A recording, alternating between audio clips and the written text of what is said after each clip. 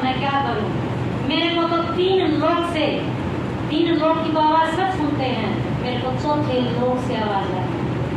वो चौथे लोग की आवाज कौन सी है? श्री कृष्ण भगवान ने क्या कहा कि तीन लोग का तो मेरे को पता है मीरा, चौथे लोग का तो मेरे को भी नहीं पता। तो उन्होंने कहा इसके लिए तेरे को गुरु धारण करना पड़ेगा।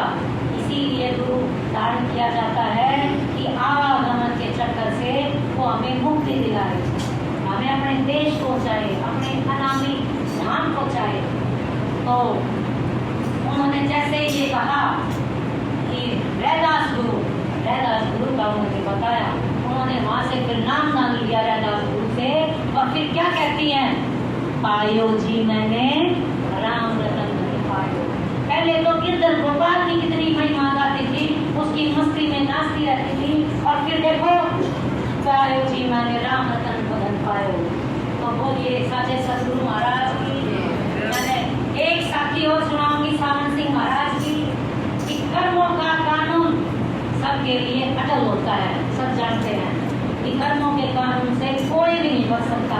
अच्छा कर्म किया है तो अच्छा भुगतने के लिए हमें आना पड़ेगा, और बुरा किया है तो बुरा भुगतने के लिए आना पड़ेगा।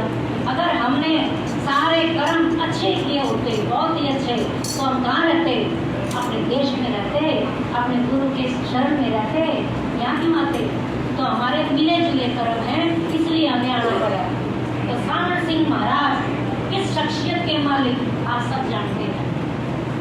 जैमल जी महाराज कौन है आप सब जानते हैं। सावन सिंह महाराज के गुरु जैमल जी महाराज, तो उन्होंने एक बार कहा कि बाबू जी हम आपके गांव चलेंगे। कौन सा गांव?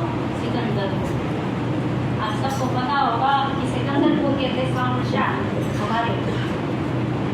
गुरु कौन होता है? गुरु को सब पता होता है, वो घटघटवासी होता है कि इसके साथ क्या होने वाला है। ये सब हमारे कर्म होते हैं। और देखो उनके गांव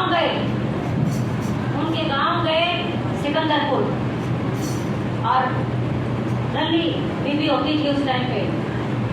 मैंने किस्सा पहले भी बताया था। रली बीबी होती थी, उनके घर में एक पेड़ था, बहुत भारी पेड़।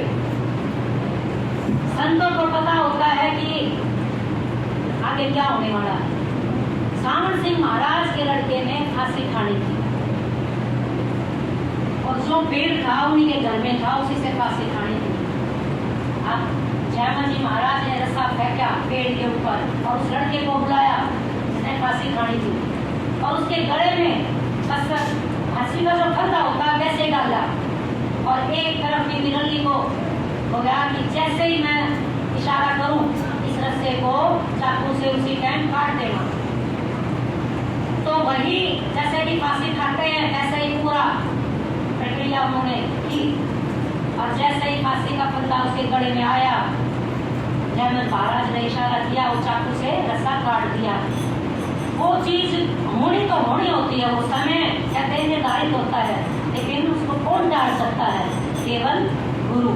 गुरु ने उसको टाला। देखो फांसी वो चढ़ गई, होनी तो आई थी, होनी आके जा चुकी थी।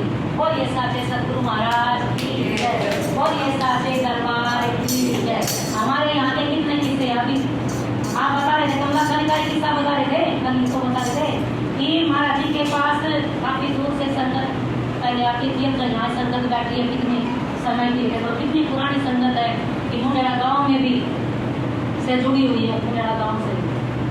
तो उस बीबी का किस्सा सुना रहे थे कि वो क्या गाँव में